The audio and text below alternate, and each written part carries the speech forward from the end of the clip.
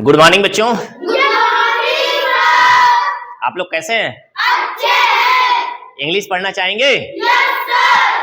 तो चलिए आज हम आपके लिए ट्रांसलेशन में लेकर आया हूँ। क्या लेकर आया हूँ? ट्रांसलेशन।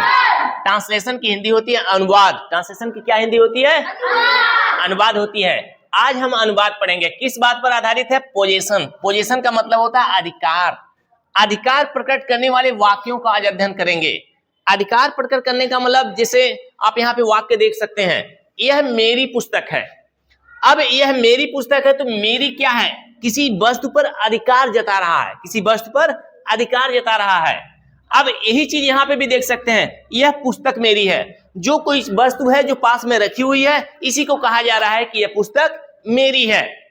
तो आइए हम शुरुआत करते हैं वाक्यों को हल करना और आप इसको ध्यान से समझते जाइए। यह मेरी पुस्तक है, इसका ट्रांसलेशन का नियम क्या है? दिस मीन्स क्या होता है? यह। दिस मीन्स यह। उसके बाद हम लिखेंगे इज। दिस इज मेरी पुस्तक। अब एक साथ बच रहा है मेरी पुस्तक। This is my book. This is my book. This is my book. अब ध्यान से समझेंगे। दिस मीन्स यह मेरी पुस्तक। मेरी पुस्तक से पहले हमें क्रिया रखना होता है, जो कि मैंने रख दिया है। दिस इज माई बुक यानी मेरी पुस्तक यानी माई बुक। अब यही सेम ट्रांसलेशन जो कि दूसरे शब्दों में यहां लिखा गया है, यह पुस्तक मेरी है। यह पुस्तक मेरी है यानी सब्जेक्ट हमारा यह है, जो कि ज्यादातर लोग गलती कर देते हैं, बच्चे भी गलती करते थे। इस वाक्य का ट्रांसलेशन यही बना देते हैं बच्चे और कहते हैं सर मेरा सही है, जो कि ऐसा बिल्कुल नहीं है। इसका ट्रांसलेशन बनाने का दूसरा नियम है। इसका ट्रांसलेशन बनाने का दूसरा नियम है। यह पुस्तक मेरी है, इसके लिए क्या करेंगे हम? This book. अब उसके बाद हमें क्रिया रखनी होगी। This book is. This book is मेरी। अब मेरी की अंग्रेजी क्या होगी? आप लोगों को पता है? Yes sir. क्या होगा मेरी की अंग्रेजी? बिल्कुल सही नहीं है, गलत। यहां पर माई नहीं यूज होगा, यहां पर यूज होगा माई के अलावा होता है mine. This book is mine. इसका असली ट्रांसलेशन अब आपके सामने आ गया। दिस बुक इज माइन और यहां पे हुआ दिस इज माई बुक। तो आप लोग इसको कभी पढ़े नहीं होंगे, क्योंकि अभी आप लोग छोटे मोटे बच्चे हो। धीरे धीरे बढ़ोगे तो समझोगे। अब जो लोग इंग्लिश जानते हैं उनके लिए बता दें, यहां पर जो हमने यूज किया है मेरी, यह क्या है? यह है पॉजेसिव एडजेक्टिव। Possessive adjective. और यहां पर जो मैंने यूज किया है यह है पॉजेसिव प्रोनाउन। तो इंग्लिश जो जानते हैं यह समझेंगे कि पॉजेसिव प्रोनाउन क्या होता है और पॉजेसिव एडजेक्टिव क्या होता है। आप लोग बस ट्रांसलेशन के वाक्यों पर ध्यान दो, कैसे हल करना है उस पर ध्यान दो। क्लियर? जैसे जैसे आप बढ़ते जाओगे हर चीज धीरे धीरे सीख जाओगे। क्लियर है ना? अब हम दूसरे वाक्य को देखेंगे। यह हमारा स्कूल है। यह की अंग्रेजी आप सेम टू सेम वही लिखेंगे। दिस क्रिया लिखेंगे इज। दिस इज हमारा स्कूल। हमारा स्कूल की अंग्रेजी होगी our school. Our school. This is our school. बहुत सिंपल तरीके से बन रहा है, दिस इज आवर स्कूल। लेकिन यही वाक्य यहां पे है दूसरे तरीके से। इसको क्या करेंगे? यहां पर यह स्कूल हमारा है, यह स्कूल की अंग्रेजी लिखेंगे। क्या हो जाएगा? This school. उसके बाद क्रिया लिखेंगे इज। अब यहां पर सवाल है हमारा। हमारा का अंग्रेजी आप वही पहले वाला जानते होंगे, लेकिन पहले वाला नहीं लिखना बल्कि यहां पर जैसे प्रोनाउन वाला लिखना है। This school is ours. This school is ours यह लिखना होगा, तब जाके वाक्य आपका सही होगा। इधर देखें नेक्स्ट सेंटेंस को। वह तुम्हारा कुत्ता है। भाई दूर कहीं है तो दैट का प्रयोग किया गया है। वह तुम्हारा कुत्ता है तो यहां क्या लगाएंगे आप? दैट। दैट इज तुम्हारा कुत्ता। तुम्हारा कुत्ता की अंग्रेजी होगी योर डॉग।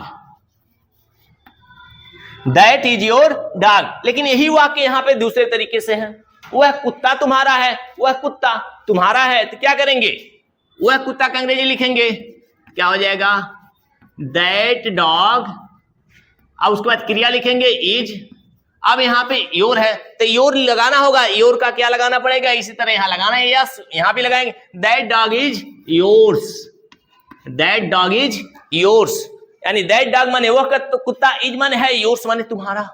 इस तरह से इन वाक्यों को हल करेंगे। अब आगे देखिए। वह तुम्हारी टोपी है। वह तुम्हारी टोपी है जो इशारा करके बताया जा रहा है। तो वह की अंग्रेजी आप वही लिखेंगे दैट इज, क्रिया लिखेंगे इज, दैट इज तुम्हारी टोपी की अंग्रेजी होगी योर कैप। कैप मीन्स क्या होता भाई? टोपी। हाँ, कैप मीन्स टोपी। That is your cap. अब वही वाक्य यहाँ पे, वह टोपी तुम्हारी है। वह टोपी की अंग्रेजी दैट कैप इज मीन्स है। दैट कैप इज तुम्हारी की अंग्रेजी योर्स। यहां क्या लगाएंगे? Yours. That cap is yours. बच्चे अक्सर ऐसे वाक्यों को हल करने में गलतियां करते हैं, इसीलिए मैं आपके लिए बता रहा हूं कि आप ऐसे वाक्य आते हैं तो समझ कर चलेंगे, समझ में आई? एक वाक्य और है, यह उसकी गाय है। तो यह की अंग्रेजी आप जानते हैं दिस, और है की अंग्रेजी इज, दिस इज, यानी यह है उसकी गाय। अब उसकी गाय, अब देखिए अगर कोई पुरुष है तो हिज लगाएंगे, अगर कोई स्त्री है तो हर लगाएंगे। तो आपको समझ के रखना पड़ेगा, दिस इज हिज काऊ। यहां पे हर भी लगा सकते हैं अगर कोई स्त्री के लिए है तो, दिस इज हिज काऊ। अब वही वाक्य यहां पे है, यह गाय, क्या हो जाएगा? This cow is. अब यहां पे देखिए उसकी, अगर कोई पुरुष हुआ तो लगाएंगे हिज, अगर कोई स्त्री हुई तो लगाएंगे हर।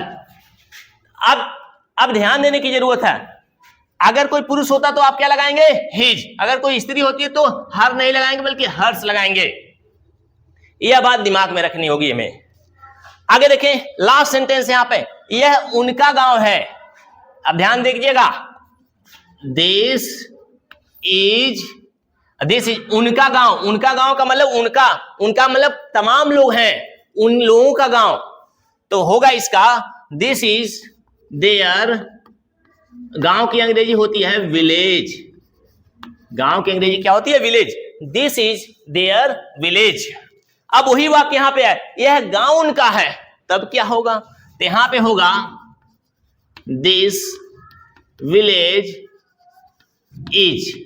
अब उनका देयर होता है तो यहां पे आपने देयर लगाया है तो यहां पे देयर्स कर देंगे, दिस विलेज इज देयर्स। अब इस तरह से आपने देखा ट्रांसलेशन को कैसे, दोनों ट्रांसलेशन को मैच करके बनाया गया है।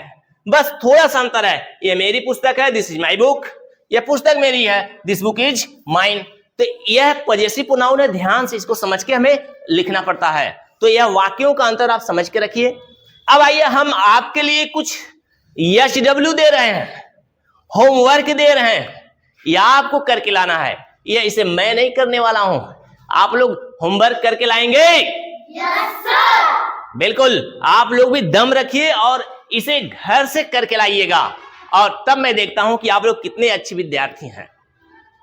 तो मैं आशा करता हूं मेरे द्वारा आज जो भी पढ़ाया गया आपके समझ में आया होगा। तो इस तरह से अच्छी अच्छी वीडियो देखते रहिए और सारे लेसन को आप पढ़ते रहिए। फिर आपसे हम मिलेंगे नेक्स्ट वीडियो में। Keep watching, keep smiling, bye.